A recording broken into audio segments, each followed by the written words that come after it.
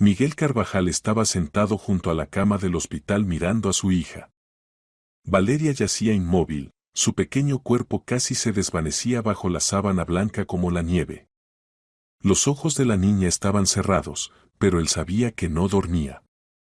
Simplemente no quería abrirlos. No quería ver este mundo que le había arrebatado lo más querido. 3 meses atrás su vida se había derrumbado de la noche a la mañana. Ángela, su esposa y madre de Valeria, había muerto en un accidente de tráfico camino al supermercado. Un viaje rutinario al centro comercial se convirtió en una tragedia que partió su familia por la mitad. Miguel recordaba cada detalle de ese día terrible, cómo estaba parado en el umbral de la casa, cómo sonó el teléfono, cómo la voz severa del médico pronunció las palabras que cambiaron todo en su vida. Después del funeral, Valeria se encerró en sí misma. Al principio Miguel pensó que era una reacción natural a la pérdida, la niña necesitaba tiempo para superar el dolor. Pero pasaron los días y el estado de su hija solo empeoraba. Dejó de comer, de hablar, de jugar. Los médicos hacían análisis tras análisis, pero no encontraban nada. Físicamente la niña estaba sana, pero algo dentro de ella se extinguía lentamente. Papito, susurró Valeria sin abrir los ojos, no vengas más a verme. Miguel se estremeció. Esas fueron las primeras palabras que había escuchado de su hija en la última semana. Valeria, ¿qué estás diciendo? Se inclinó hacia ella, tocó cuidadosamente su mano. La piel estaba fría, casi transparente. Mañana me reuniré con mamá, continuó la niña con el mismo tono sin vida. La sangre se heló en las venas de Miguel. Sintió como si la tierra se hundiera bajo sus pies. Esas palabras sonaban como una sentencia, como la última voluntad de una persona moribunda. Valeria hablaba como si ya hubiera tomado la decisión de irse de la vida. No, hijita, no. La agarró por los hombros, pero la niña era tan frágil que parecía que podía desmoronarse con un movimiento descuidado. No te vas a ir a ninguna parte. Saldremos adelante juntos. Pero Valeria ya no escuchaba.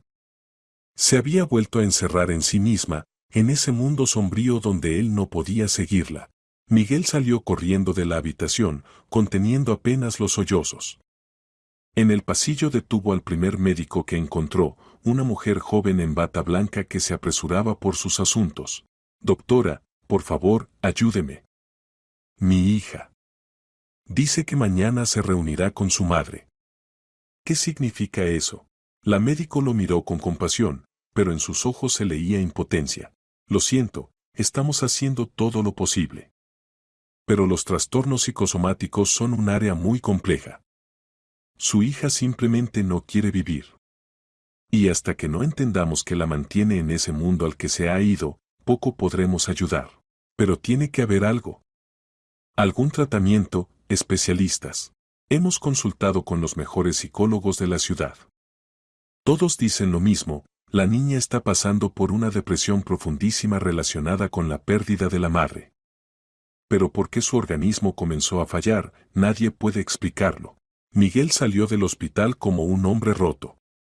En la calle era una tarde cálida de primavera, la gente se apresuraba por sus asuntos, en algún lugar sonaba música, reían los niños. El mundo seguía viviendo, sin sospechar su tragedia. Caminó por las calles conocidas, sin fijarse en el camino. En su cabeza daban vueltas las palabras de Valeria, mañana me reuniré con mamá. ¿Y si tenía razón? ¿Y si mañana la perdía a ella también? Este pensamiento era tan insoportable que Miguel sintió que comenzaba a ahogarse. Se detuvo cerca de un pequeño parque y se sentó en un banco. Alrededor florecían los castaños, sus inflorescencias blancas recordaban ramos de boda. Ángela amaba mucho los castaños.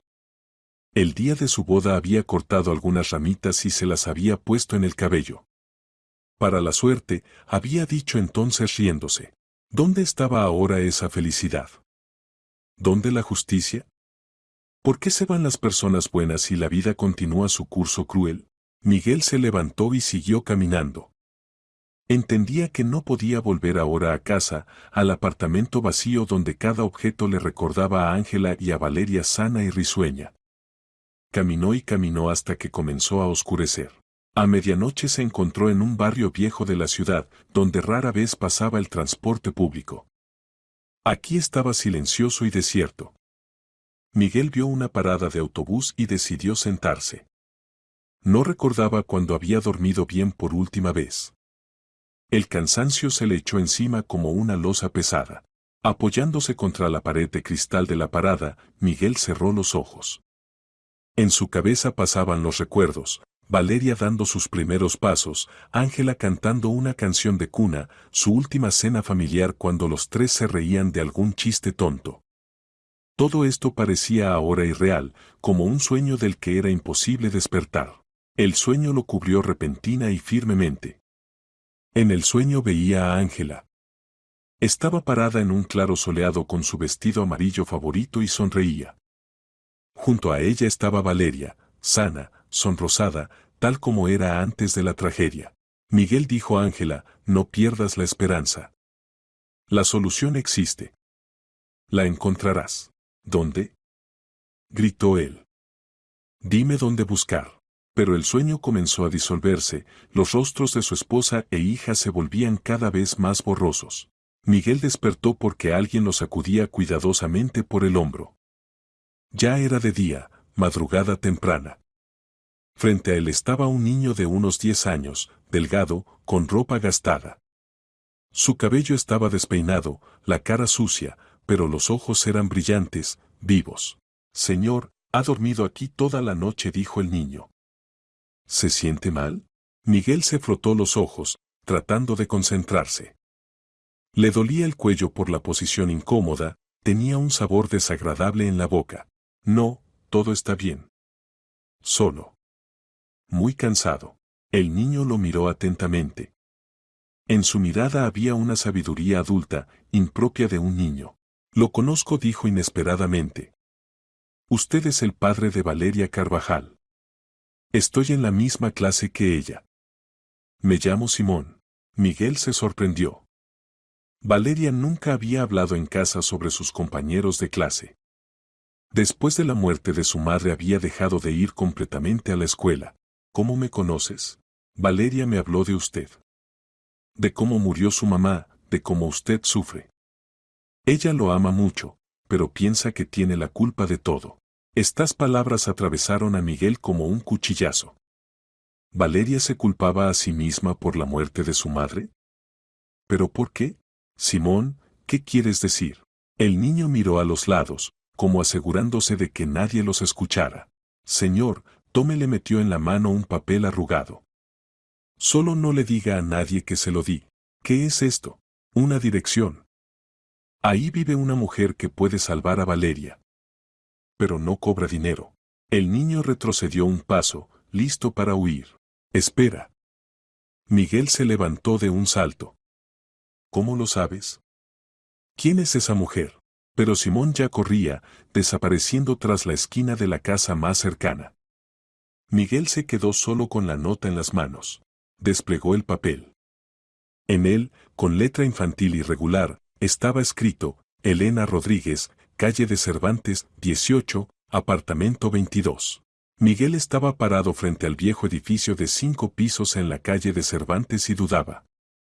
Habían pasado ya 3 horas desde que el niño desconocido le había dado esa nota.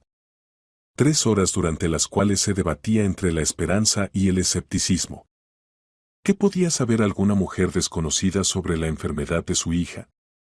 Y lo principal, ¿por qué ese niño de la calle había decidido ayudarlo?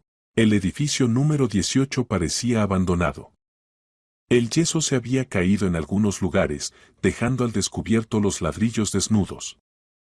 Las ventanas estaban cubiertas con cortinas gruesas, creando la impresión de que el edificio estaba deshabitado. Pero Miguel sabía que a veces los descubrimientos más importantes se encuentran en los lugares más inesperados. Subió al 4º piso.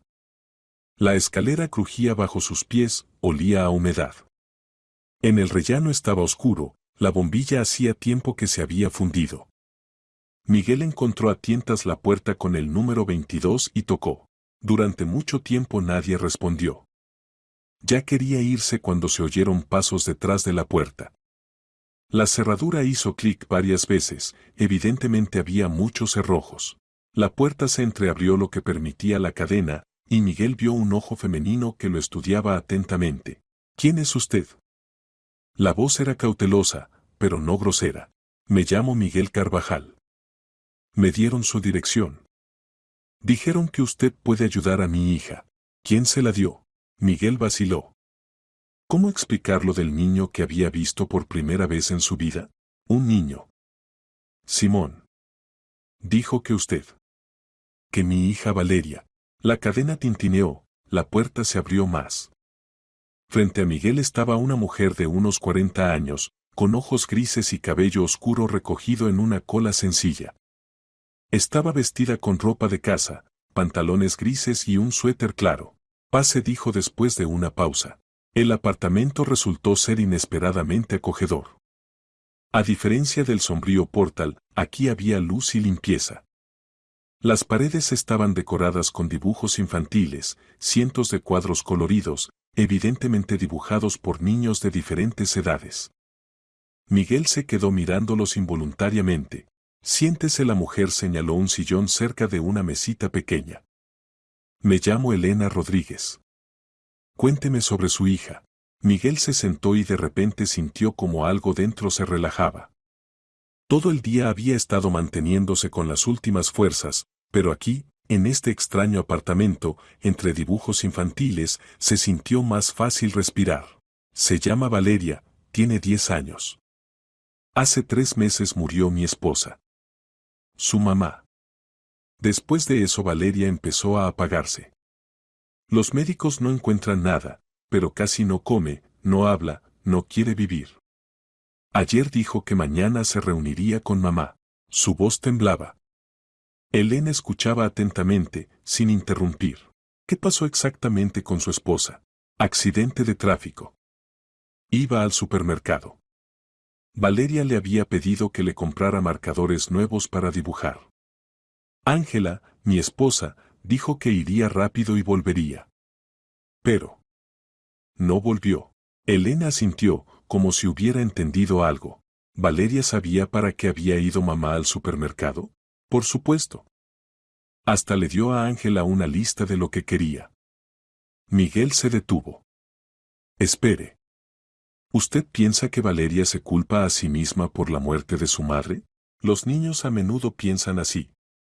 Especialmente si la última petición del niño estuvo de alguna manera relacionada con la tragedia. Si no hubiera pedido los marcadores, mamá no habría ido y no habría pasado nada, así razona la lógica infantil. Miguel sintió como algo se encogía en su pecho. Por supuesto. ¿Por qué él mismo no había pensado en esto antes? ¿Pero cómo puede esto causar síntomas físicos? Los médicos dicen que desde el punto de vista médico está sana. Le contaré algo sobre mí. Hace 10 años trabajaba como psicóloga infantil en un hospital. Tenía una hija, Luisa, de 7 años. Una tarde me quedé trabajando hasta tarde. Tenía un caso difícil, un niño con síndrome postraumático. Luisa me llamó, me pidió que viniera a casa, dijo que tenía miedo de estar sola. Le prometí terminar en media hora, pero el trabajo se alargó 2 horas. Elena cayó. Miguel vio cómo se tensaron sus hombros. Luisa decidió venir a verme sola. Cruzaba la calle cerca del hospital y fue atropellada por un coche. El conductor estaba borracho, pasó el semáforo en rojo. Lo siento mucho. Después del funeral dejé el hospital. No podía seguir trabajando con niños, sabiendo que no había podido proteger a mi propia hija. Pero después entendí, mi dolor puede ayudar a otros. Comencé a estudiar la conexión entre traumas psicológicos y enfermedades físicas en niños. Resultó que el dolor del alma puede literalmente matar el organismo. Elena se volvió hacia Miguel. Su hija no se está muriendo de una enfermedad. Se está muriendo del sentimiento de culpa. Y hasta que no la liberemos de esa carga, ningún médico ayudará. ¿Pero cómo? ¿Cómo convencer a un niño de que no tiene la culpa de la muerte de su madre? Es un proceso complejo.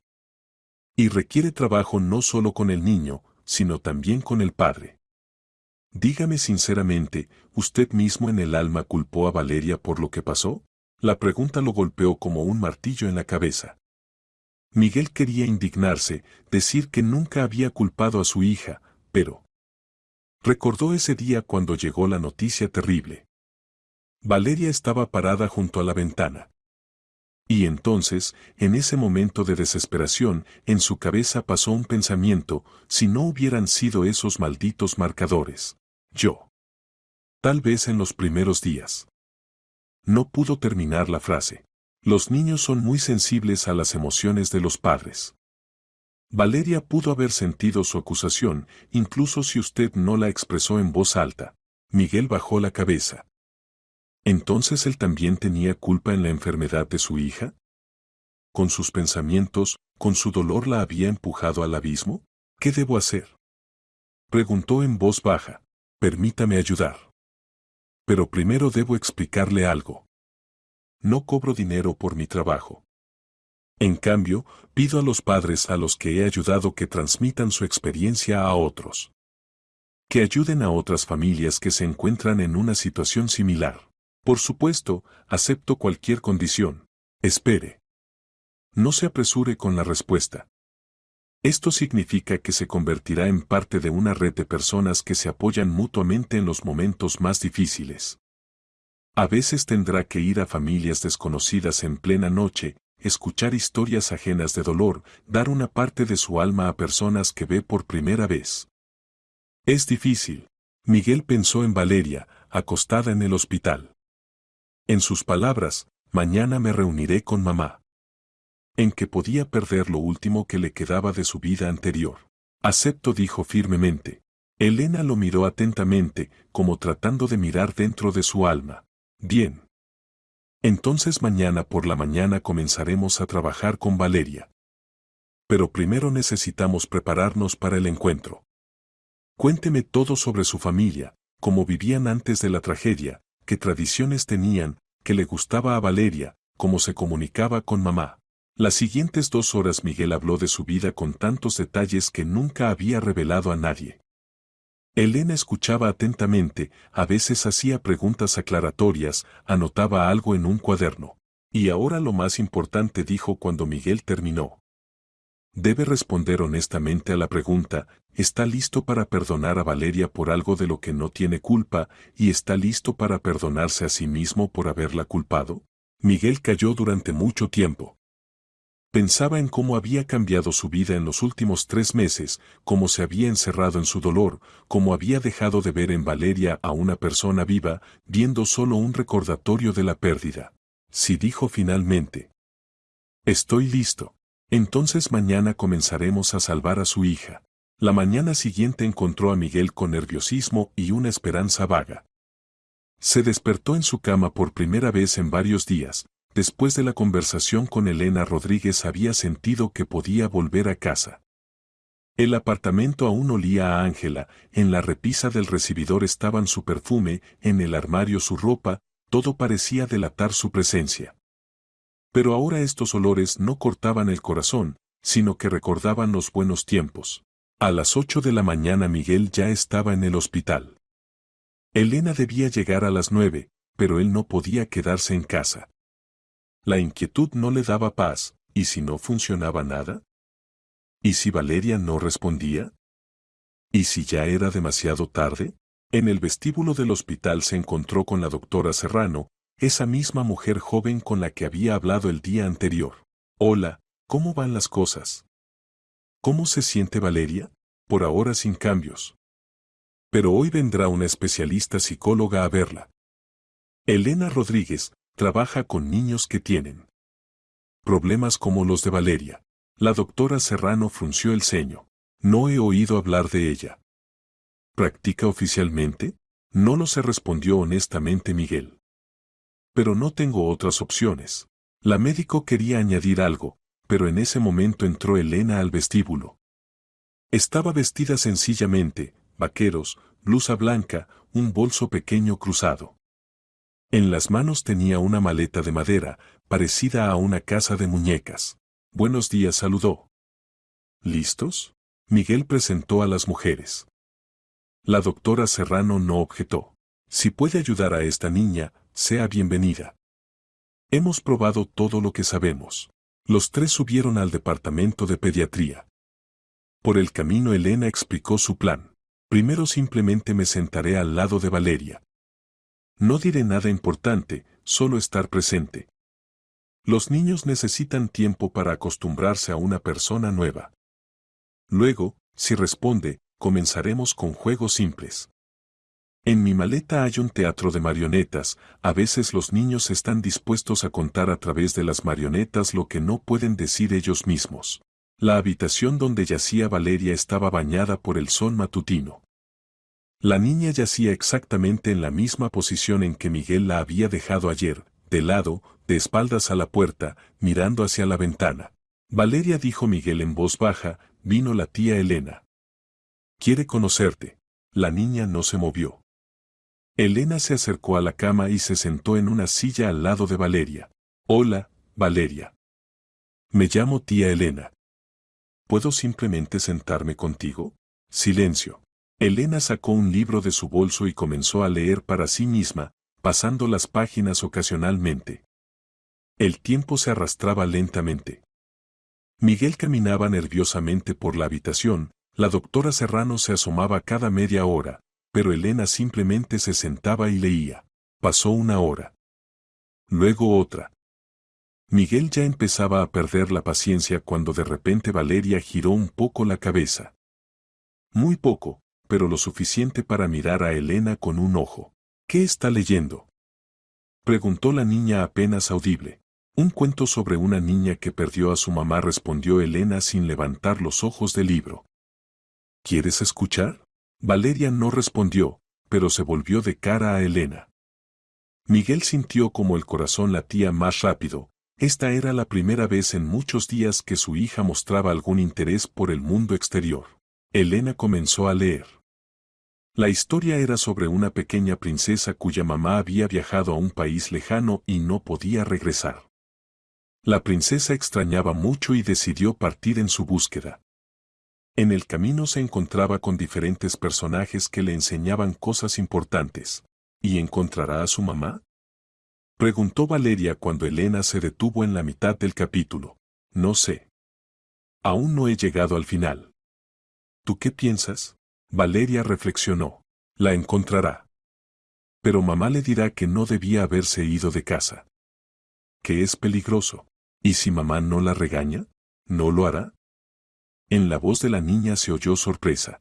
Tal vez mamá se alegre de verla. Y le diga que la ama, incluso si la princesa cometió un error. Valeria calló, reflexionando sobre estas palabras. Tía Elena, dijo finalmente, ¿usted tiene una hijita? Tenía. Se llamaba Luisa. ¿Y dónde está ahora? Luisa murió. Como tu mamá. Valeria se sentó en la cama. Este fue el primer movimiento brusco en muchas semanas. ¿Y tú no lloras? Lloro. Pero no todo el tiempo. ¿Y tú lloras? No. No puedo. No me está permitido llorar. ¿Por qué no te está permitido? ¿Por qué? La niña se trabó. Porque yo tengo la culpa. Mamá murió por mi culpa. Miguel quiso intervenir, decir que no era verdad, pero Elena lo detuvo con la mirada. Cuéntame cómo pasó, pidió. Le pedí a mamá que me comprara marcadores. Los míos viejos se habían acabado, y necesitaba dibujar una tarjeta para la abuela. Mamá dijo que no quería y estaba cansada, pero yo insistí. Y ella fue. Y después pasó el accidente. Valeria hablaba con voz monótona, sin levantar los ojos. ¿Y piensas que si no hubieras pedido los marcadores, mamá no habría muerto? Sí. Elena sintió, como si fuera la conclusión más natural del mundo. Entiendo. Y dime, Valeria, ¿qué más quería comprar mamá ese día? La niña se sorprendió por la pregunta. ¿Qué más? Nada. ¿Nada en absoluto? ¿Tal vez pan? ¿O leche? ¿Algo para la cena? Bueno. Sí. Dijo que necesitaba comprar comida para mañana. Y también medicina para papá, le dolía la cabeza. Ajá. Entonces mamá necesitaba ir al supermercado no solo por los marcadores. Valeria reflexionó. Miguel vio cómo aparecía incertidumbre en sus ojos. Pero los marcadores también. Por supuesto. Pero si no hubieras pedido los marcadores, ¿mamá habría ido al supermercado de todos modos? ¿Por el pan y la medicina para papá? Probablemente. Sí. Entonces resulta que el accidente habría pasado de cualquier manera. Porque mamá habría estado en el camino a esa hora de todos modos. Valeria calló durante mucho tiempo. Miguel veía cómo trataba de repensar los eventos de ese día. Pero yo le pedí. Exclamó de repente. Yo insistí. ¿Y papá pidió la medicina? Sí. Entonces ambos pidieron. Y el pan también era necesario. Resulta que había muchas razones para ir al supermercado. Tu petición era solo una de ellas. En la habitación se hizo muy silencioso. Valeria yacía mirando al techo.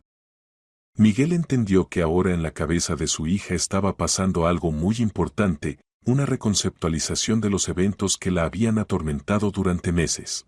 Tía Elena, dijo la niña finalmente, ¿usted se culpó cuando murió Luisa? Muy fuertemente. Pensaba que si no me hubiera quedado trabajando hasta tarde, no habría pasado nada. ¿Y qué le ayudó? Entender que yo quería lo mejor. Trabajaba para ayudar a otro niño. Luisa vino a verme porque me amaba y quería estar cerca. Ambas actuamos por amor, no por ira o egoísmo. Valeria se volvió hacia su padre. Papá, ¿te enojaste conmigo por los marcadores? Miguel sintió cómo se le hacía un nudo en la garganta. Este era el momento de la verdad. Podía mentir para tranquilizar a su hija o decir la verdad y pedir perdón. Valeria, te diré la verdad. El primer día, cuando supe del accidente de mamá, en mi cabeza pasó un pensamiento sobre los marcadores. Pero estaba mal. Estaba en shock, me dolía mucho, y buscaba a quien echarle la culpa. Pero después entendí que era tonto. Tú no tienes culpa de nada. Mamá fue al supermercado no solo por tu petición. Pero tú pensaste. Los ojos de Valeria se llenaron de lágrimas. Sí, pensé. Y ese fue mi error. Te pido perdón. Perdóname por haber culpado, aunque fuera por un segundo, por lo que pasó. Valeria lloró. Por primera vez en 3 meses brotaron lágrimas de sus ojos, amargas, pero purificadoras. Miguel se acercó a la cama y abrazó a su hija. Lloraron juntos, liberando el dolor que habían guardado tanto tiempo dentro. Elena se sentó silenciosamente al lado, permitiéndoles vivir este momento importante. Cuando las lágrimas se calmaron un poco, dijo, Valeria, ¿puedo mostrarte algo? La niña asintió, secándose los ojos con la manga de la bata del hospital. Elena abrió su maleta de madera. Adentro había un verdadero teatro de marionetas, un pequeño escenario con cortina, varias marionetas, decorados. Este es un teatro mágico. En él se pueden contar cualquier historia, alegre, triste, de miedo. ¿Quieres probar? Valeria examinaba las marionetas con interés. Entre ellas había una niña con cabello oscuro, muy parecida a ella misma. ¿Y qué se puede contar? Todo lo que quieras. Por ejemplo, una historia sobre una niña que amaba mucho a su mamá y la extraña. Valeria tomó la marioneta en sus manos. ¿Y se puede? ¿Se puede hacer que mamá venga a despedirse? Por supuesto que se puede. En el teatro todo es posible. La siguiente hora Valeria jugó con las marionetas. Representó escenas de su vida, como horneaban galletas con mamá, como leían libros antes de dormir, como Ángela la ayudaba con las tareas. Gradualmente la historia llegó a ese día. Mamá decía a la marioneta hija a la marioneta mamá, necesito marcadores para la tarjeta de la abuela. Está bien, hijita, respondía Elena con la voz de la marioneta mamá. Iré al supermercado. De todos modos necesito comida y medicina para papá. No te vayas, mamita. Los marcadores no son tan importantes. No te preocupes, querida. Volveré rápido. Y recuerda, pase lo que pase, no es tu culpa. Solo pediste marcadores, como cualquier niño normal. Te amo más que a nada en el mundo. Valeria lloró de nuevo, pero estas lágrimas eran diferentes, no desesperadas, sino de alivio. Mamita, perdóname, susurró a la marioneta. No tienes por qué pedir perdón, mi amor. Eres una niña buena. Vive, alégrate, dibuja con tus marcadores. Siempre estaré cerca, en tu corazón. Después del juego, Valeria pidió comida por primera vez en mucho tiempo. Miguel le trajo sopa y jugo de la cafetería. Su hija se lo comió todo, e incluso le salieron colores en las mejillas.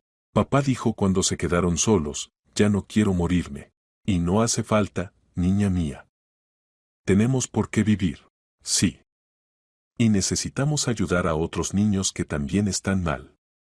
Como la tía Elena nos ayudó a nosotros.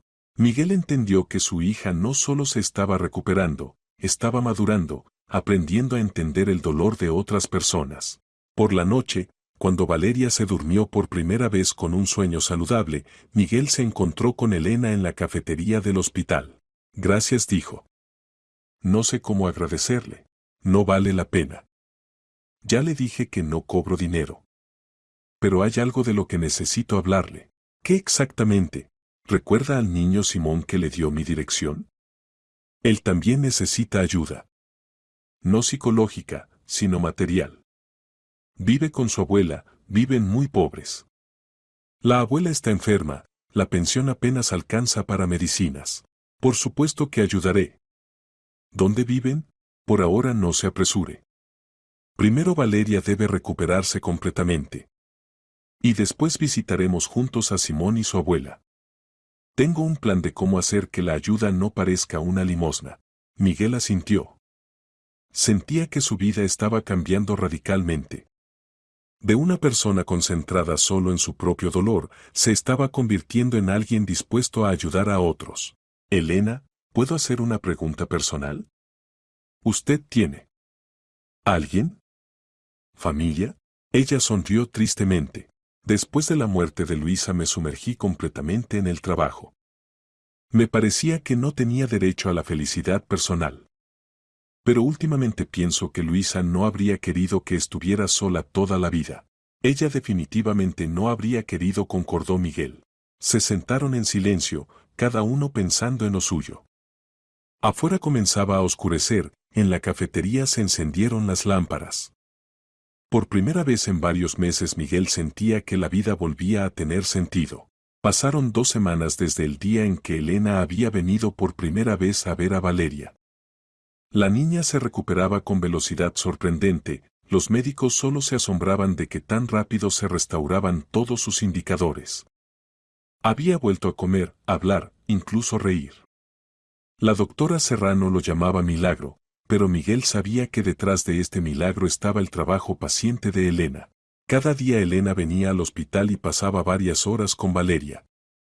Jugaban, dibujaban, conversaban. Gradualmente la niña comenzó a hablar de sus sentimientos, miedos, sueños. Recordaba a su mamá sin lágrimas, con tristeza tierna, pero ya sin ese sentimiento destructivo de culpa. Papá, dijo Valeria una mañana, ¿cuándo me darán de alta del hospital? Pronto. La doctora Serrano dice que unos días más y podremos ir a casa. ¿Y la tía Elena vendrá a visitarnos? Por supuesto, si quiere. Quiero dibujarle una tarjeta. Y a mamá también, para llevarla a la tumba. Miguel sintió una tristeza ligera, pero ya sin ese dolor agudo que antes lo atravesaba cuando se mencionaba a su esposa. Es una buena idea. Mamá se alegrará. Ese mismo día Elena llegó con noticias. Valeria casi está sana, le dijo a Miguel cuando salieron al pasillo. Creo que es hora de que se encuentren con Simón y su abuela. Esto la ayudará a regresar definitivamente a la vida normal, ver que hay otros niños que también necesitan ayuda. ¿Cree que está lista? Más que lista. Valeria es una niña fuerte. Lo que vivió le enseñó compasión. Será una excelente ayudante. Al día siguiente los 3 se dirigieron al barrio viejo de la ciudad donde vivía Simón. Valeria estaba emocionada. Este era su primer paseo fuera del hospital desde que se había enfermado. Tía Elena, ¿Simón es ese mismo compañero de clase que ayudó a papá a encontrarme? Preguntó la niña por el camino. El mismo. un niño muy inteligente y bueno. Solo que la vida la tiene difícil. Se detuvieron frente a una casa deteriorada de 2 pisos en las afueras de la ciudad. La pintura de las paredes se había descascarado, el techo se había hundido en algunos lugares. En el patio había basura tirada, los columpios hacía tiempo que se habían roto. ¿Aquí vive mi compañero de clase?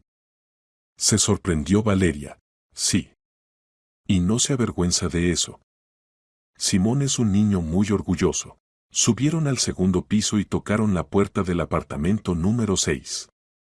La puerta la abrió una mujer mayor con cara bondadosa.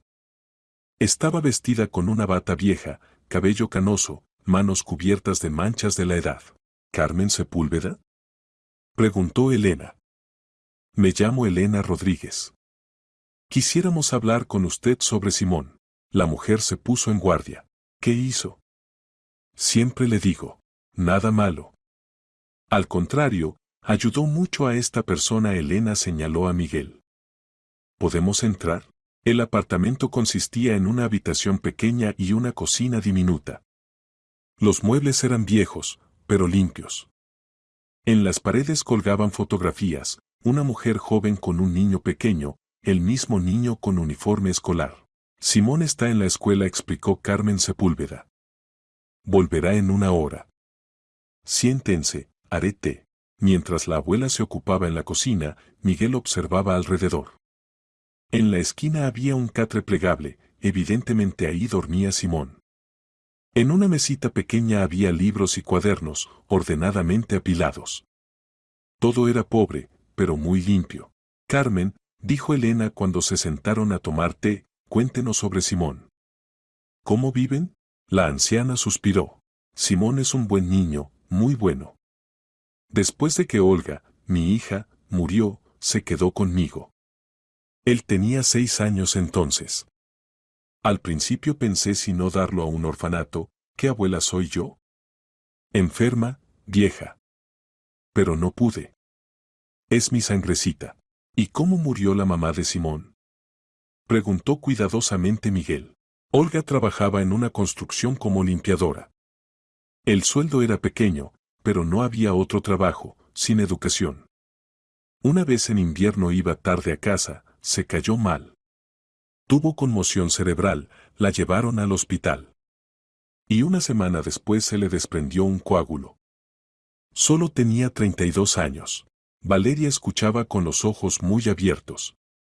Miguel veía que comparaba esta historia con la suya, también pérdida repentina de la madre, también dolor. ¿Y cómo se las arreglan?, preguntó Elena. Mi pensión es pequeña, solo alcanza para servicios públicos y medicinas.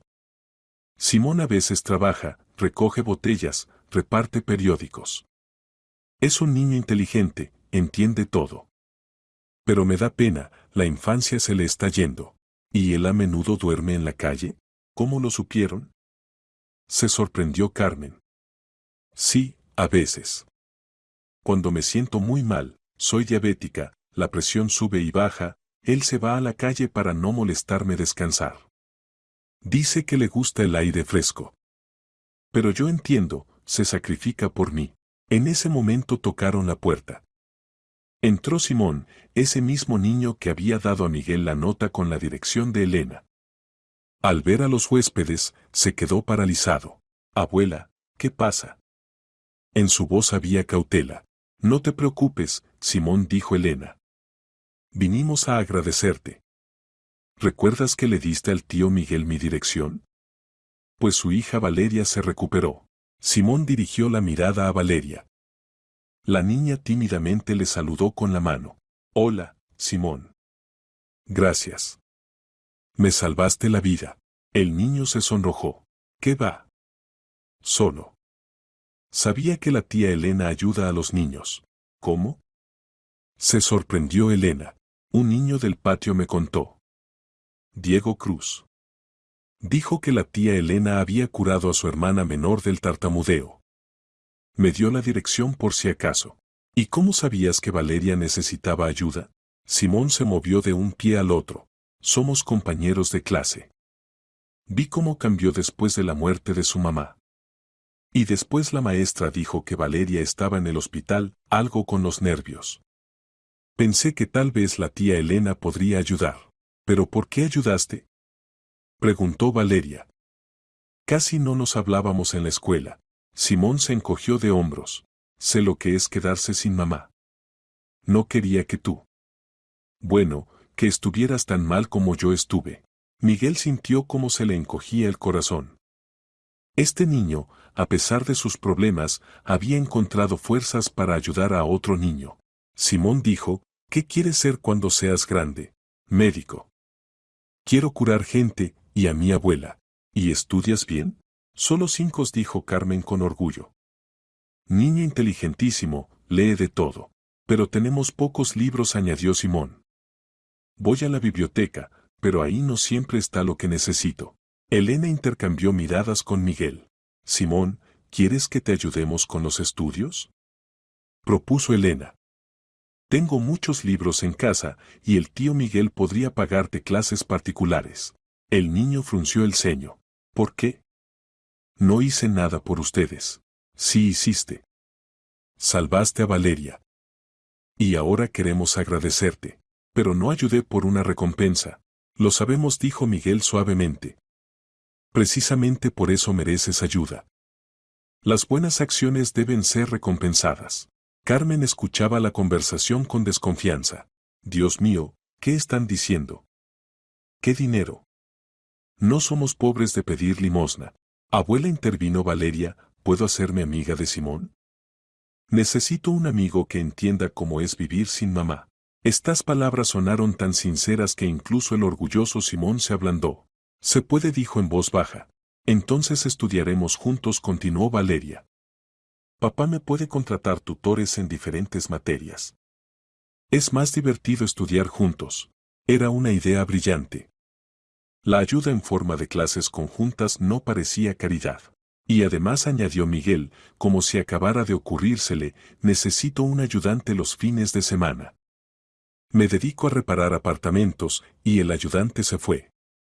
Simón, ¿no quieres trabajar? Pagaré bien. ¿En serio? Los ojos del niño se iluminaron. ¿Y podré? Por supuesto. Eres fuerte e inteligente. Aprenderás rápido. Carmen se puso a llorar. Dios mío, ¿qué es esto? ¿De dónde salió gente así? Somos gente común, dijo Elena. Solo sabemos que el bien debe regresar al mundo. El resto del día lo pasaron planificando el futuro. Miguel se puso de acuerdo con Carmen que vendría por Simón cada sábado para trabajar.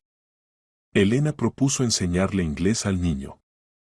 Valeria prometió que ella y Simón harían las tareas juntos. Cuando se iban, Simón los alcanzó en la escalera. Tío Miguel, ¿por qué hacen esto? Yo no soy su hijo. ¿Sabes qué, Simón? Cuando mi Valeria estaba enferma, pensaba que la vida se había acabado. Pero tú me diste la dirección de la tía Elena, y todo cambió. Ahora entiendo, hay que ayudar a otros para que el mundo sea mejor. Y tú me diste el ejemplo. Un niño que tiene bastantes problemas ayudó a otro niño. Eso vale mucho. ¿Y si los decepciono? No lo harás. Confío en ti. En el autobús camino a casa, Valeria dijo: Papá, me parece que la tía Elena te gusta. Miguel se sonrojó. Valeria, ¿qué estás diciendo? ¿Y qué tiene de malo? Mamá no habría querido que estuvieras solo toda la vida. Y la tía Elena es buena. Me salvó. Miguel miró a Elena. Estaba sentada junto a la ventana y sonreía, escuchando su conversación. No te apresures, le dijo a su hija en susurros. Primero hay que ser buenos amigos. Es correcto, concordó Elena. La amistad es la base de cualquier relación. Pero Miguel notó cómo se sonrojó y entendió que Valeria tenía razón, entre ellos había aparecido algo más que simple gratitud por la ayuda. Pasó un mes desde que Valeria salió del hospital y gradualmente regresaba a la vida normal. Cada día se parecía más a esa niña alegre que había sido antes de la tragedia. Por supuesto, la tristeza por mamá no se había ido a ninguna parte, pero ahora era una tristeza luminosa de recuerdos, y no ese sentimiento destructivo de culpa. Miguel había vuelto a trabajar. Se dedicaba a reparar apartamentos, y los asuntos iban bien. Los sábados venía Simón, el niño resultó ser realmente un buen ayudante. Era cuidadoso, atento, captaba rápido las habilidades nuevas. Y lo principal, entre él y Valeria se había tejido una amistad verdadera. Papá, ¿puede Simón quedarse a cenar? Preguntó Valeria un sábado cuando regresaron del trabajo con el niño. Por supuesto. ¿Y la abuela no se preocupará? Le llamaré, dijo Simón. La abuela ya no se preocupa tanto. Tiene dinero para medicinas buenas, y se siente mejor. Miguel había comprado medicinas caras para la diabetes a Carmen, explicándolo como cuidado por la salud de la pariente de su empleado. La mujer mayor al principio se resistió, pero el nieto la convenció de aceptar la ayuda. Durante la cena Simón contó noticias. ¿Saben? La tía Elena dijo que quiere presentarnos a otra familia. Ahí hay una niña, Carla, tiene 5 años. Sus padres se divorciaron y ella dejó de hablar. ¿Dejó completamente? Se sorprendió Valeria. Casi. Solo puede susurrar, y eso rara vez. Su mamá está muy preocupada. ¿Y podemos ayudar? La tía Elena piensa que podemos. Dice que los niños se entienden mejor entre sí que los adultos. Miguel escuchaba esta conversación y se asombraba de cómo habían cambiado los niños. Valeria, que hace un mes apenas hablaba, ahora estaba lista para ayudar a otro niño. Y Simón, a pesar de sus problemas, siempre pensaba en otros. El domingo fueron todos juntos donde Elena. Vivía en el mismo apartamento viejo, pero ahora Miguel lo veía de otra manera. No era solo una casa, era un centro de ayuda, un lugar donde nacía la esperanza. Hola, mis amigos, los recibió Elena. ¿Listos para conocer a Carla y su mamá? Listos. Respondieron los niños al unísono. En la sala ya estaba sentada una mujer joven de unos 30 años con una niña pequeña en brazos. La mujer parecía agotada, con ojeras oscuras. La niña era bonita, pero increíblemente delgada, con ojos enormes y tristes. Conozcan, dijo Elena. Esta es Irene y su hija Carla. Y estos son Miguel con Valeria y Simón, de quienes les hablé. Irene se levantó para saludar. Carla se escondió detrás de su mamá. Mucho gusto, dijo Irene con voz cansada. Elena me contó que ustedes también pasaron por dificultades. Tal vez puedan ayudarnos a entender qué hacer. Valeria se acercó a Carla y se agachó a su lado. Hola, Carla. Me llamo Valeria. Y este es mi amigo Simón. La niña los miraba silenciosamente con ojos grandes.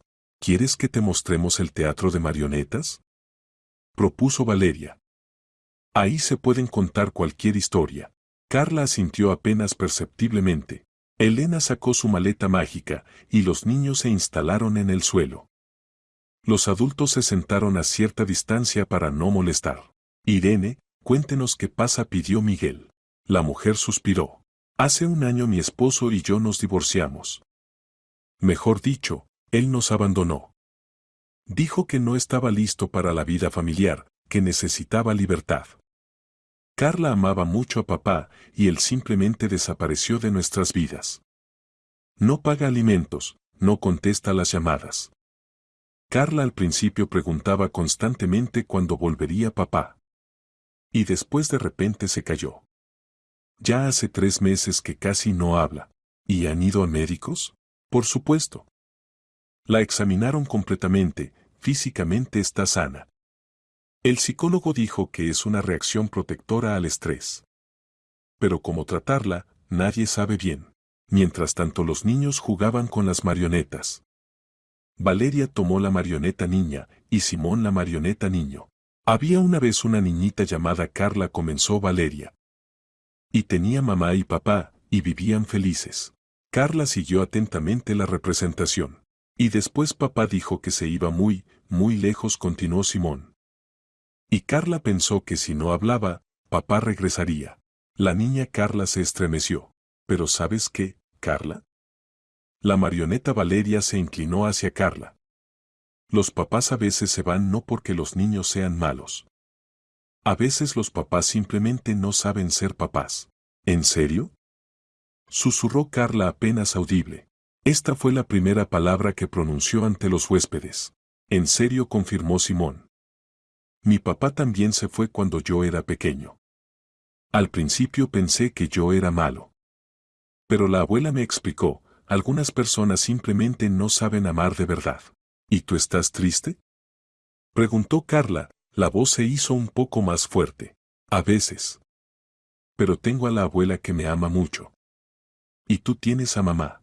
Carla miró a Irene, después otra vez a las marionetas. ¿Y si hablo, papá no regresará? Valeria entendió la lógica de la niña pequeña. Carla pensaba que si se callaba, de alguna manera obligaría a papá a regresar. ¿Sabes, Carla? Dijo Valeria suavemente, yo también pensaba que si me enfermaba, mamá regresaría a mí o la vería cuando me fuera más rápido con ella al cielo. Pero después entendí, mamá habría querido que fuera sana y feliz. ¿Y tu papá? Si realmente te ama, se alegrará de oír tu voz. ¿Y si no me ama? Entonces ese es su problema, no el tuyo, dijo Simón inesperadamente sabio. La gente buena no abandona a los que ama. Carla calló mucho tiempo, reflexionando sobre lo escuchado. Mamá dijo de repente con voz normal, ¿puedo jugar más con Valeria y Simón? Irene lloró de alegría. Por supuesto, Carla, por supuesto. El resto del día pasó como en un cuento. Carla no solo hablaba, sino que reía, jugaba, contaba sobre sus juguetes. Como si en unas horas hubiera regresado del silencio sombrío al mundo de la gente viva. ¿Cómo lo hicieron? Preguntaba Irene a Elena. Medio año traté de hacerla hablar. Los niños ayudaron, respondió Elena. Los adultos a menudo complican las cosas. Y los niños hablan simple y claro. Cuando Irene con Carla se fueron, Elena preparó té para todos los que se quedaron. ¿Entienden lo que pasa? Preguntó a Miguel. Nos está resultando una verdadera red de ayuda. Niños que pasaron por dificultades ayudan a otros niños. Es asombroso, concordó Miguel. Pero ¿cuánto tiempo puede continuar esto? ¿Y por qué debería terminar? En el mundo hay bastante dolor. Siempre habrá familias que necesiten ayuda. Valeria se acercó a los adultos. ¿Podemos reunirnos con Carla cada semana? Me parece que aún no se recuperó completamente. Por supuesto que se puede, sonrió Elena. Y además, añadió Simón, en nuestra escuela hay un niño, Pedro. Su mamá murió de cáncer, y él se volvió muy malo. Molesta a todos, se pelea. Tal vez también le ayudemos. Elena intercambió miradas con Miguel. ¿Están listos para que los casos sean cada vez más? Preguntó. Listo, respondió Miguel sin pensarlo. Mi vida cobró sentido cuando comencé a ayudar a otros. Y yo estoy lista para ayudar a organizar todo esto de manera más sistemática, dijo Elena. Tengo experiencia, conocimientos, contactos con médicos. ¿Y qué propone? Por ahora nada oficial. Simplemente. Haremos lo que hacemos ahora. Ayudar a familias concretas, crear una red de apoyo. Y allí se verá. Por la noche, cuando iban a casa, Valeria tomó a su padre de la mano. Papá, me parece que mamá estaría contenta de que ayudemos a otros niños. Por supuesto que estaría contenta. Tu mamá siempre decía que el bien debe regresar al mundo. ¿Y te gusta la tía Elena? Miguel sonrió. Su hija era persistente en esta pregunta. Sí, me gusta. ¿Te gusta como mujer o como amiga? Valeria, haces preguntas muy adultas. Solo quiero entender. No me sentirá mal si amas a la tía Elena. Mamá siempre decía que del amor nunca hay demasiado. Miguel se detuvo y abrazó a su hija. ¿Sabes qué? Tu mamá crió a una niña muy sabia. ¿Entonces la amas? No sé todavía. Pero siento que puedo amarla. ¿Y ella a ti? Tampoco sé. Pero espero que sí. En casa Miguel no pudo dormir por mucho tiempo. Pensaba en cómo había cambiado su vida en los últimos meses. De una persona que había perdido todo, se había convertido en una persona que ayuda a otros a encontrar esperanza. A su lado estaba una hija sana y feliz. Habían aparecido nuevos amigos, Simón, la pequeña Carla. Y estaba Elena. que había salvado a su hija y le había mostrado un nuevo sentido de la vida. Era inteligente, buena, fuerte. Y lo entendía sin palabras, compartiendo su deseo de ayudar a otros. Miguel entendió que por primera vez después de la muerte de Ángela su corazón estaba listo para abrirse a un nuevo amor. Y esto no era traición a la memoria de su esposa, era regreso a la vida. Octubre trajo a la ciudad hojas doradas y noches frescas. Miguel estaba sentado en su taller revisando pedidos de reparaciones. Los asuntos iban bien, en los últimos meses había ganado reputación de maestro honesto y de calidad. Simón se había convertido en su ayudante permanente los fines de semana, y el niño realmente había aprendido mucho. Tocaron la puerta. En el umbral estaba Elena con cara seria. Hola, Miguel. ¿Podemos hablar? Por supuesto, pasa. ¿Quieres té o café? Gracias, no me negaré. Mientras Miguel se ocupaba con la tetera, Elena miraba silenciosamente su taller. Aquí era acogedor, estantes de madera con herramientas, mesa para dibujar, en la esquina una silla infantil donde a veces se sentaba Valeria cuando venía donde su padre. Miguel dijo Elena cuando se sentaron a la mesa, necesitamos hablar seriamente sobre lo que hacemos. ¿Pasó algo? No pasó, pero puede pasar. En el último mes se me acercaron 6 familias. 6. La información de que ayudamos a niños se extiende muy rápido, pero eso es bueno. Por un lado, sí. Por otro, no me las arreglo sola. Y lo principal, trabajamos semilegalmente. No tengo permiso para práctica psicológica, dejé de ejercerla oficialmente después de la muerte de mi hija. Si algo sale mal, si alguien se queja a las autoridades correspondientes. Miguel entendió su preocupación. ¿Y qué propones? O paramos, o hacemos todo oficialmente. Puedo encontrar local, tramitar documentos oficiales para práctica privada. Pero esto requerirá tiempo y dinero. ¿Cuánto dinero? Bastante. Alquiler de local, reparación, equipamiento, tramitación de documentos. Calculé, alrededor de 1.000.000 de pesetas para empezar. Miguel reflexionó. Tenía ahorros, pero no tantos. ¿Y hay otras opciones? Hay. Se puede dirigir a la administración de la ciudad, proponer nuestros servicios como programa voluntario en el servicio psicológico. Pero entonces nos controlarán, limitarán. ¿Y tú quieres trabajar oficialmente? Elena calló mucho tiempo. ¿Sabes, Miguel? Después de la muerte de Luisa pensé que nunca más trabajaría con niños. Pero estos meses me mostraron, esta es mi vocación. Puedo ayudar a niños y sus familias. Pero quiero hacerlo correctamente, profesionalmente. Entonces busquemos el dinero. Invertiré mis ahorros, pediré prestado si es necesario. Miguel, es demasiado arriesgado para ti. ¿Y si no funciona? ¿Y si funciona? ¿Cuántos niños podremos salvar? En ese momento irrumpieron en el taller Valeria con Simón. Los niños tenían caras emocionadas. Papá, tía Elena. Dijo Valeria sin aliento. Simón y yo lo pensamos. ¿Qué pensaron? ¿Cómo encontrar dinero para el centro? Los adultos se sorprendieron. ¿De dónde saben sobre el centro? Preguntó Elena. Escuchamos sin querer cuando hablaba por teléfono, admitió Simón. Y decidimos ayudar. ¿Y qué pensaron? Preguntó Miguel sonriendo. Un concierto benéfico. Anunció Valeria orgullosamente. En nuestra escuela hay coro, círculo de danza, estudio teatral. Se puede organizar un concierto, vender entradas y el dinero darlo para el centro. Y ya hablamos con la directora de la escuela, añadió Simón. Ana Pérez dijo que la idea es buena, pero se necesita permiso de los padres y programa del concierto. Elena miraba a los niños con admiración. ¿En serio pensaron en esto? Muy en serio. Y además Carla dijo que su mamá puede ayudar con la publicidad, trabaja en el periódico local. Y la abuela de Simón conoce a muchos jubilados a los que les gusta ir a conciertos. Miguel intercambió miradas con Elena. ¿Saben qué? Es una idea excelente. Pero un concierto solo no será suficiente. Se necesita algo más. Nosotros también lo pensamos.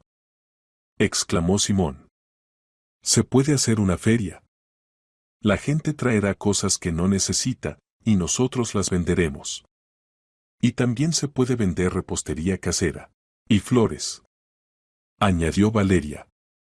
Muchas abuelas tienen plantas de interior. Se pueden reproducir y vender plantitas. Elena estaba asombrada por la inventiva infantil. ¿Entienden que organizar todo esto es muy complicado? Entendemos, dijo Valeria seriamente. Pero no estamos solos. La mamá de Carla ayudará, la abuela de Simón ayudará, nuestros compañeros de clase. Y los padres de esos niños a los que la tía Elena ayudó, añadió Simón. Ellos también quieren que aparezca el centro. Miguel sintió una oleada de inspiración. ¿Y qué tal si unimos todo esto?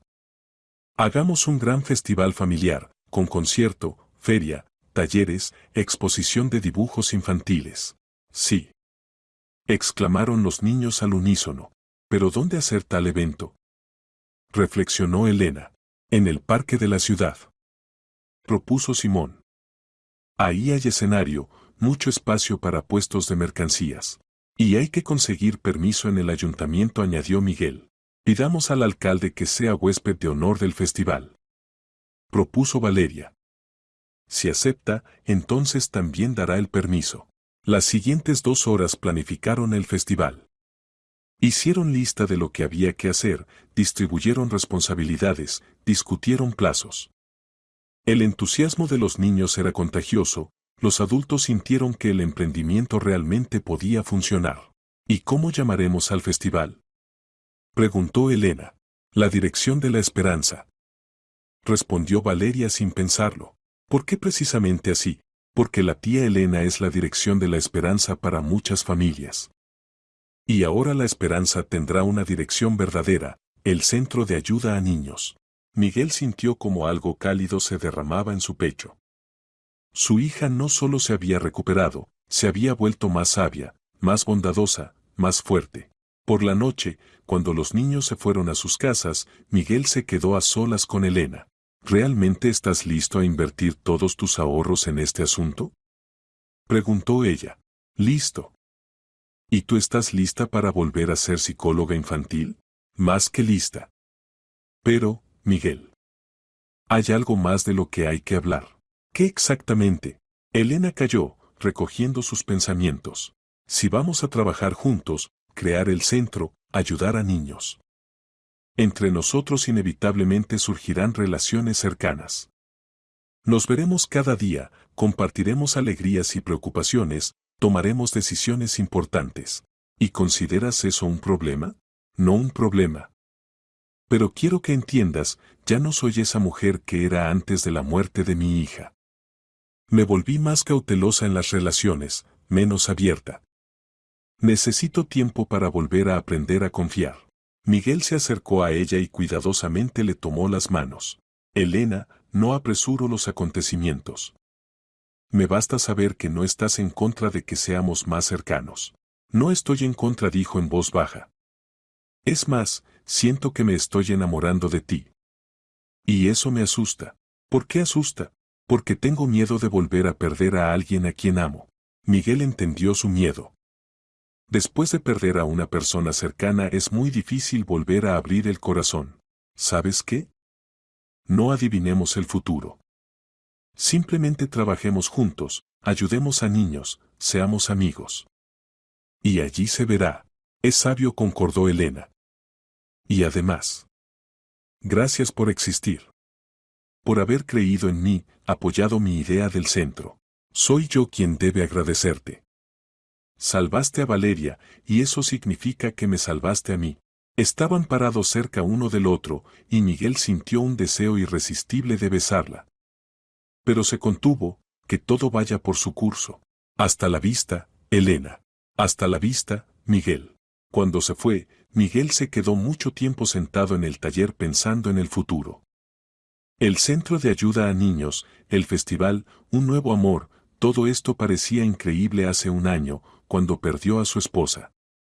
Pero la vida de manera sorprendente daba una segunda oportunidad. Y él no pensaba desaprovecharla. La preparación para el festival La Dirección de la Esperanza se convirtió en un verdadero proyecto ciudadano. La noticia del evento benéfico se extendió rápido, y a la organización se unieron personas de las que Miguel ni siquiera sospechaba. Irene, la mamá de la pequeña Carla, resultó ser no solo empleada del periódico local, sino editora en jefe. Escribió una serie de artículos sobre el trabajo de Elena con niños, y la respuesta fue impresionante. A la redacción empezaron a llamar padres ofreciendo ayuda en la organización del festival. Ana Pérez, directora de la escuela donde estudiaban Valeria y Simón, no solo permitió el concierto, sino que propuso hacer en el marco del festival una exposición de trabajos infantiles sobre el tema La familia es felicidad.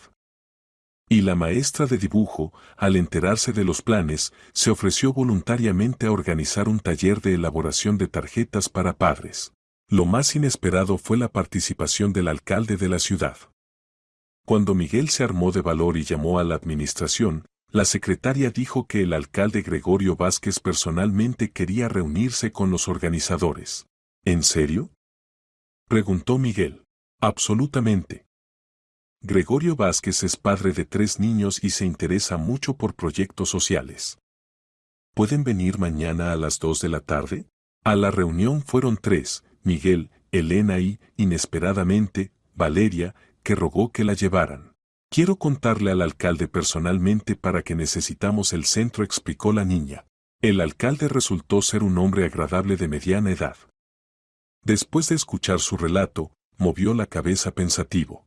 ¿Saben? Hace tiempo pienso que a nuestra ciudad le falta un centro de ayuda psicológica para niños. En el hospital hay un psicólogo para toda la región, especialistas privados son contados. Y los problemas en las familias son muchos. ¿Apoyará nuestro festival?, preguntó Valeria. No solo apoyaré. La administración de la ciudad será coorganizadora. Ayudaremos con la tramitación de permisos, proporcionaremos equipamiento para el escenario, y lo principal, conozco un local que será perfecto para su centro. ¿Qué local?, se sorprendió Elena. El edificio viejo del jardín de infancia en la calle de Lorca. Cerraron el jardín hace 5 años, trasladando a los niños a un edificio nuevo grande, y este local está vacío. Se puede reacondicionar para centro de ayuda a familias. Miguel sintió cómo se aceleró el latido del corazón. ¿Y en qué condiciones? Propondré al Consejo de la Ciudad transferir el edificio en uso gratuito por 10 años. Pero hay una condición: el centro debe trabajar no solo como práctica privada, sino también proporcionar consultas gratuitas para familias de bajos ingresos. Por supuesto, exclamó Elena. Precisamente de eso soñábamos. Entonces consideren el asunto resuelto. Y el festival lo haremos a lo grande, que toda la ciudad sepa sobre la aparición del centro. Saliendo de la administración, Valeria bailaba de alegría. Papá, tía Elena, todo nos está saliendo. Sale, hija, concordó Miguel. ¿Y sabes qué es lo más sorprendente? Todo comenzó con que un niño me dio una nota con una dirección. En casa los esperaba Simón con noticias importantes. Tío Miguel, tía Elena. Mi abuela conoció al presidente del Consejo de Veteranos, y quieren organizar en el festival venta de empanadas y té. Y el dinero darlo para el centro. Y además añadió Carmen, que había venido junto con su nieto, nuestro Consejo de Veteranos decidió tomar patronazgo sobre el centro. Ayudaremos los abuelos y abuelas, alguien puede cuidar niños durante las consultas, alguien ayudar en las tareas domésticas. Miguel estaba asombrado. El proyecto crecía con apoyo, como si atrajera con imán a la gente buena. 2 semanas antes del festival visitaron por primera vez el edificio del futuro centro. El alcalde no había mentido, el local era ideal. Habitaciones grandes y luminosas, techos altos, en el patio había parque infantil que solo había que reparar. Aquí será la habitación para consultas individuales, decía Elena soñadoramente, recorriendo los espacios vacíos. Y aquí para ocupaciones grupales. El teatro de marionetas lo pondremos acá, y acá el rincón para dibujar. Y este será mi taller, añadió Miguel. Enseñaré a los niños a trabajar con las manos. Eso también es terapia. ¿Y podemos Simón y yo también ayudar en el centro?, preguntó Valeria. Por supuesto que pueden. Ustedes ya son expertos en problemas infantiles, sonrió Elena. En la última semana antes del festival la ciudad literalmente vivía la preparación. Los escolares ensayaban números de concierto, el Consejo de Mujeres organizó recolección de repostería para la feria, los empresarios locales propusieron ayuda de patrocinio. Incluso el sacerdote de la iglesia local, Padre Nicolás, pidió permiso para participar, hacer en el festival una charla sobre la importancia de los valores familiares. Miguel dijo Elena un día antes del festival, tengo miedo. ¿De qué? ¿Y si no funciona nada? ¿Y si la gente no viene? ¿O juntamos poco dinero? Miguel la abrazó por los hombros. ¿Sabes? Una vez yo también tenía miedo. Tenía miedo de perder a mi hija, quedarme completamente solo. Y ahora mira, tenemos contigo un asunto común, Valeria está sana y feliz, aparecieron amigos verdaderos. El miedo es normal. Pero no vale la pena permitir que maneje la vida. Tienes razón. Y además, Miguel, quiero decirte algo, que, te amo. Miguel soñaba con escuchar estas palabras, pero no esperaba que sonaran precisamente ahora. Y yo te amo, respondió. Se besaron. El primer beso verdadero en muchos meses de amistad y colaboración. En él había ternura, gratitud por la salvación y esperanza en el futuro común. Mamá estaría contenta, dijo Valeria, que se acercó a ellos. Siempre decía que el amor debe continuar, incluso cuando parece que todo se acabó. Valeria, ¿no estás en contra? Preguntó Miguel. Solo estoy a favor. La tía Elena se me volvió casi como mamá. Y ahora se volverá verdadera. Elena se agachó al lado de la niña. Valeria, nunca podré reemplazarte a tu mamá. Pero te amaré como a hija propia. Lo sé. Y mamá también lo sabe. Me apareció en sueños la semana pasada y dijo que está muy contenta por nosotros. Miguel sintió cómo se le acumulaban lágrimas en los ojos. Su familia se reunía de nuevo, no igual que antes, pero llena del mismo amor. El día del festival la dirección de la Esperanza salió soleado y cálido, a pesar de que octubre se acercaba al final. Miguel despertó a las 5 de la mañana por la emoción y ya no pudo dormirse. A las 7 de la mañana estaba en el parque de la ciudad, ayudando a instalar puestos para la feria. Tío Miguel, llegaste temprano. Llegó corriendo Simón. Pensé que sería el primero. Y yo en general no dormí, confesó Valeria, que se acercó. Todo el tiempo pensaba si nos saldría todo como lo planeamos. A las 9 de la mañana en el parque hervía el trabajo. Los voluntarios instalaban filas comerciales, los operadores de sonido ajustaban la aparatería en el escenario, las mujeres del Consejo de Veteranos disponían mesas para venta de repostería. Elena corría entre todos los puntos, coordinando el proceso. Miguel. Lo llamó el alcalde, acercándose con un grupo de personas. Conoce, este es el diputado del Consejo Regional Andrés Víctor. Escuchó sobre nuestro proyecto y quiere apoyar. El diputado resultó ser un hombre joven y enérgico. Iniciativa muy interesante, dijo, estrechando la mano a Miguel. En nuestra región hacen falta catastróficamente tales centros. Si su experiencia resulta exitosa, estamos listos para ayudar a abrir centros similares en otras ciudades. Por ahora ojalá nos las arreglemos con el nuestro, sonrió Miguel. A las 11 de la mañana, cuando el festival se abrió oficialmente, en el parque ya se había reunido varias centenas de personas. Miguel no esperaba tal cantidad de gente. El concierto comenzó el coro escolar con la canción Hogar Paterno. Valeria cantaba en la primera fila y Miguel miraba con orgullo a su hija. Después del coro actuó el colectivo de danza, luego el estudio teatral mostró una escena sobre la importancia de la familia. Cada número lo recibían con aplausos, y en la caja para donativos tintineaban monedas y susurraban billetes. Pero la verdadera sorpresa fue la actuación de los propios protegidos de Elena. La pequeña Carla recitó un poema de su propia composición sobre lo importante que es no tener miedo de hablar. El niño Pedro de la clase de Valeria y Simón, ese mismo niño malo que había perdido a su mamá, tocó en guitarra una melodía triste pero hermosa. ¿De dónde tiene guitarra?, se sorprendió Miguel. Se la regalé, respondió Simón. Con el dinero que gané con usted. Pensé que la música lo ayudaría a lidiar con el dolor. Miguel miró con admiración a este niño sorprendente que mostraba tanta sabiduría y compasión. Mientras tanto la feria trabajaba a toda potencia. La gente compraba repostería casera, artesanías, plantas de interior, juguetes infantiles. Especial éxito tuvieron las empanadas del Consejo de Veteranos, las compraron en las primeras 2 horas. Tío.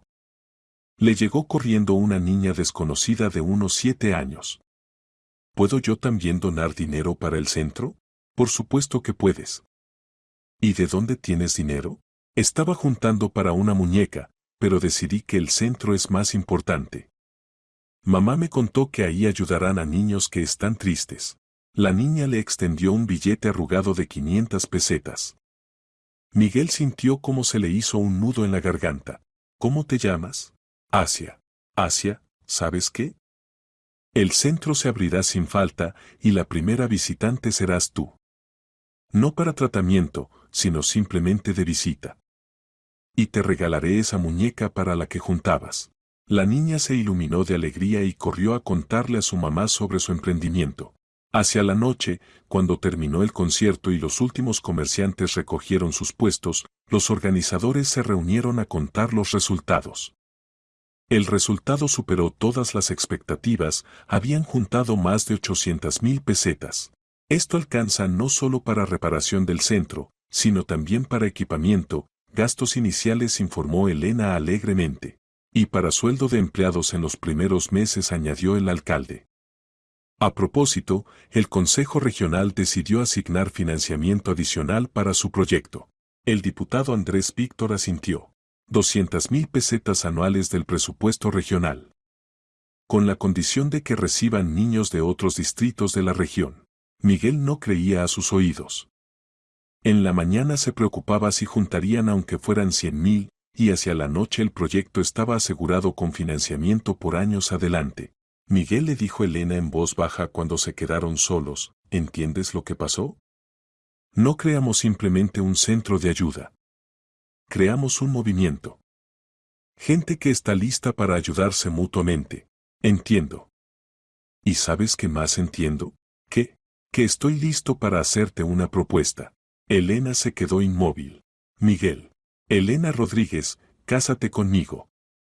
Quiero que seamos una familia verdadera, tú, yo y Valeria. Elena lloraba y reía al mismo tiempo. Sí, sí, por supuesto que sí. A ellos se acercaron corriendo Valeria con Simón. ¿La tía Elena dijo que sí? Preguntó la niña. Dijo. ¡Hurra! Gritaron los niños. Un mes después el centro La Dirección de la Esperanza abrió sus puertas. El primer día se dirigieron a ellos 5 familias. Elena realizaba consultas, Miguel dirigía Círculo Manos Hábiles para niños, Valeria y Simón ayudaban a los niños menores a adaptarse. En la primera semana recibieron ayuda 12 familias. Al final del mes, ya 30. La fama del centro se extendió por toda la región. Pasó un año. El centro La Dirección de la Esperanza se había convertido en un verdadero faro para toda la región. Durante este tiempo por sus puertas habían pasado más de 300 familias y su efectividad era del 90%, cifra inaudita en la práctica psicológica. El secreto del éxito era simple, aquí trabajaban personas que habían pasado por el dolor y habían aprendido a superarlo. Los niños ayudaban a niños, los padres apoyaban a padres, y los especialistas solo dirigían este flujo de ayuda mutua. Miguel estaba parado en su taller mirando cómo el niño de 8 años Daniel enseñaba a la niña de 5 años Natalia a hacer barquitos de papel. Tío Miguel, se acercó Simón, llegó una familia nueva. Una niña, Irene, tiene 12 años. Los padres murieron en accidente, vive con la tía, pero se cerró mucho. Durante este año Simón había cambiado hasta ser irreconocible. Estudiaba excelente, había crecido, se había fortalecido y se había convertido en verdadero ayudante en el centro. ¿Y qué tiene? Preguntó Miguel. La tía Elena dice que tiene síndrome postraumático. Tiene miedo de quedarse sola, duerme mal, en las clases no puede concentrarse. ¿Y qué propones? ¿Puedo hablar con ella? Yo entiendo cómo es perder a los padres. Miguel asintió. Durante el año se había convencido de que los niños realmente sabían mejor que los adultos encontrar camino a los corazones de sus coetáneos. A través de la ventana del taller veía cómo por el territorio del centro paseaban familias. Algunos habían venido por primera consulta, otros ya eran visitantes constantes de las ocupaciones grupales. La atmósfera aquí era especial, cálida, acogedora, llena de esperanza. En la habitación para consultas individuales Elena trabajaba con la mamá de trillizos, caso raro cuando trajeron niños absolutamente sanos. El problema era que la mamá joven no se las arreglaba con 3 bebés a la vez y estaba al borde del colapso nervioso. Papá, en el taller se asomó Valeria, ¿puedes venir a la sala de juegos? Ahí Irene se puso a llorar y no sabemos cómo calmarla. Valeria también había cambiado durante este año. De una niña dolorosa y cerrada se había convertido en una joven ayudante segura de sí misma. Planeaba ser psicóloga infantil como Elena, y ya demostraba capacidades sorprendentes para trabajar con niños. En la sala de juegos Miguel vio a una niña de unos 12 años que estaba sentada en la esquina sollozando. Cerca de ella estaban Simón y varios otros niños, sin saber cómo ayudar. Irene, dijo Miguel suavemente, sentándose cerca, ¿qué pasó? Quiero con mamá y papá, gimoteaba la niña. La tía es buena, pero no es lo mismo. Estoy sola, completamente sola. No sola, dijo Simón en voz baja. Tienes tía que te ama. Y nos tienes a nosotros. Pero ustedes no son parientes. ¿Sabes, Irene? Intervino Valeria, la familia no son solo parientes. La familia son las personas que se aman y se cuidan mutuamente. ¿En serio? ¿En serio? Simón no es mi hermano de sangre, pero lo amo como a hermano. Y la tía Elena se me volvió mamá, aunque mi mamá verdadera ya no está cerca. Irene se secó las lágrimas. ¿Y cómo se las arreglan? ¿Cómo viven sin padres? Ayudamos a otros niños, respondió Simón. Cuando ayudas a otros, a ti mismo te duele menos. Y además recordamos a nuestros padres, pero no nos entristecemos por ellos, sino que nos alegramos de que los hayamos tenido, añadió Valeria. Mamá siempre decía que el amor no se acaba, incluso cuando la persona no está cerca. Miguel escuchaba a los niños y se asombraba de su sabiduría. Habían encontrado por sí mismos el camino de la curación y ahora se lo transmitían a otros. Hacia la noche Irene ya jugaba con los demás niños e incluso sonreía. Y su tía, que esperaba en el vestíbulo, no podía creer los cambios. ¿Cómo lo hacen?, preguntaba a Elena. En unas horas Irene se volvió completamente otra. No hacemos nada especial, respondía Elena. Simplemente creamos atmósfera donde los niños se sienten entendidos y aceptados. Por la noche, cuando se fueron los últimos visitantes, todo el equipo del centro se reunió en la sala de estar para el té tradicional. Elena preparaba té, Valeria disponía galletas, Simón contaba sobre sus éxitos en la escuela, y Miguel simplemente disfrutaba estos minutos pacíficos. En el centro la dirección de la esperanza era cálido y acogedor. En las paredes colgaban dibujos infantiles, en los estantes había artesanías de pequeños visitantes, y en el aire flotaba atmósfera de amor y aceptación. ¿Y saben lo que pienso?, dijo Elena. Necesitamos escribir nuestra historia. Que otra gente sepa que la salida siempre existe, incluso de la situación más desesperada. Idea excelente, concordó Miguel. Y llamaremos al libro La dirección de la esperanza. Porque la esperanza siempre tiene dirección, continuó Valeria. Solo hay que encontrarla. Esa noche se quedaron mucho tiempo sentados, planeando el futuro. El Consejo Regional propuso abrir 3 centros más en otras ciudades. Habían aparecido deseosos de hacer prácticas con Elena. Y lo más importante, cada día llegaban nuevas familias que necesitaban ayuda. Miguel y Elena se habían casado medio año atrás, calladamente, en círculo familiar. Pero cada día su amor se hacía más fuerte, porque estaba construido no solo sobre sentimientos, sino también sobre objetivos comunes, sobre el deseo de ayudar a otros. ¿Y recuerdas cómo teníamos miedo de volver a amar?, preguntó Elena. Recuerdo. Pensábamos que traicionábamos la memoria de los que habíamos perdido. Y resultó que el amor es precisamente la mejor memoria. Cuando amamos, continuamos la vida, no la detenemos. Estaban parados en el balcón, abrazados, mirando la ciudad. Mañana sería un nuevo día, nuevas familias pedirían ayuda, nuevos niños encontrarían esperanza. Y en algún lugar en la calle un niño de la calle extendería una nota con dirección a un padre desesperado y comenzaría una nueva historia de curación, porque la esperanza siempre tiene dirección. Solo hay que no temer buscarla. La salida siempre existe, incluso de la situación más difícil. Lo principal es no quedarse solo con su dolor.